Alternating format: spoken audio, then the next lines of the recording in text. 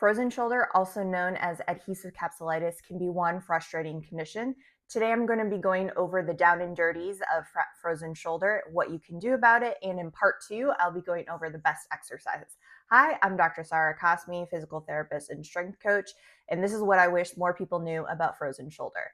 Let's get into it.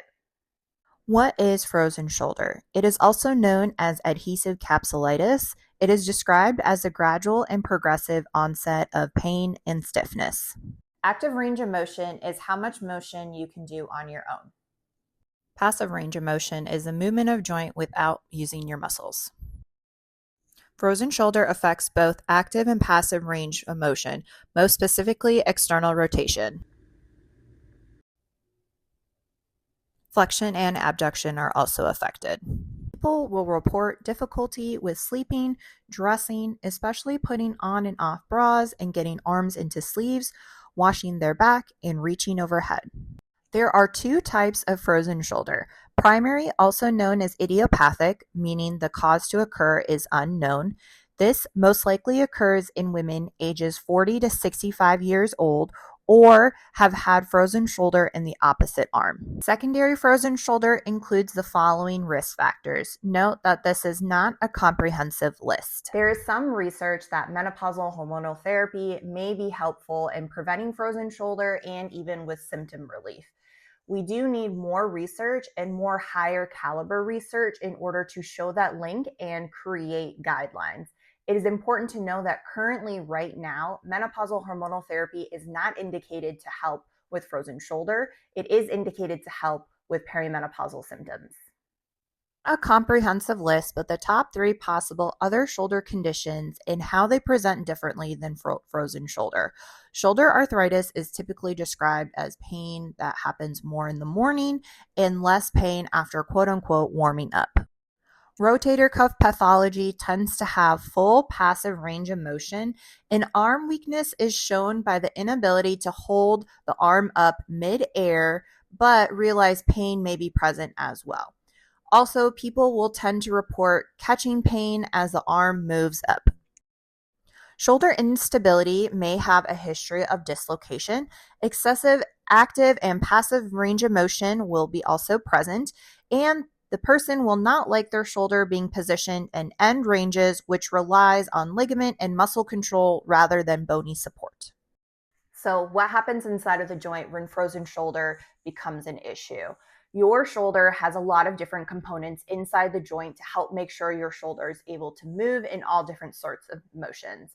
For some reason, we're not entirely sure what or why it happens. Inflammation enters the shoulder joint, and then which causes an increased activity and thickening of tissues such as ligaments and the synovium, which is the lining of your joint.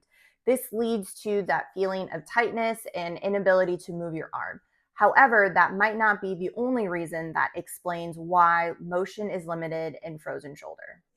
Holman et al. Measured range of motion of patients who were scheduled for surgery of frozen shoulder before and after anesthesia and found 3 of the patients had substantial improvement in range of motion after anesthesia, which leads to the idea that muscle guarding also impacts stiffness in this condition.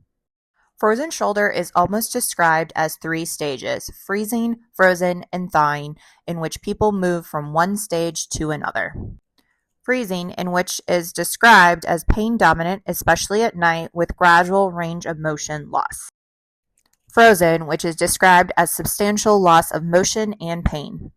And finally, thawing, in which pain and range of motion begins to resolve. The 3-stage model of frozen shoulder has given the idea that people progress through different stages, one at a time, and that frozen shoulder has a natural history, meaning that it will resolve on its own in its own time without any intervention. While a lot of studies have this understanding, there has been some pushback recently. Wong et al. Did a systematic review of which looked specifically at the quality of studies evidence. They have found, quote, both aspects of the natural history theory for frozen shoulder, 1, progressed through stiff to thawing recovery phases, resulted in 2, complete recovery without treatment, had very low quality evidence, signifying inconsistent and inconclusive data to support the theory.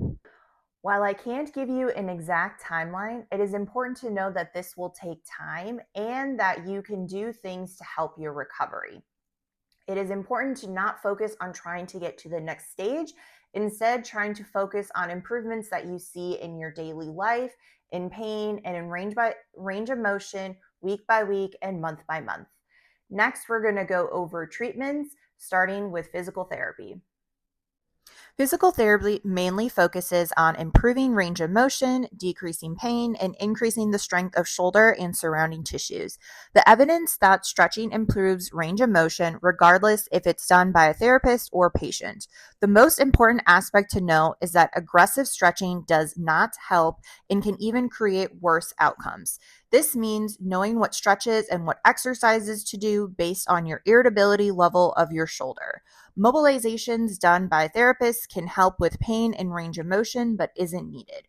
Part 2 will cover irritability levels and the best exercises to do. Typically injected into the shoulder joint, the anti-inflammatory effects of the corticosteroid shot help reduce inflammation and offer pain relief.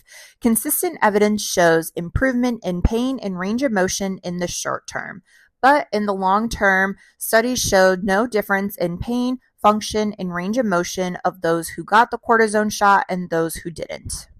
Distension orthography, also known as hydrodilation, is a procedure which injects air or fluid under guided imaging with a local anesthetic to stretch the capsule of the shoulder joint. Qureshi ETA found distension orthography to be comparable to manipulation under anesthesia in terms of pain, range of motion, and function. This also may be favored due to less risk of not using general anesthesia. In another review concluded that hydrodilation improves pain at 3 weeks and disabilities at up to 12 weeks, but no difference compared to a steroid injection.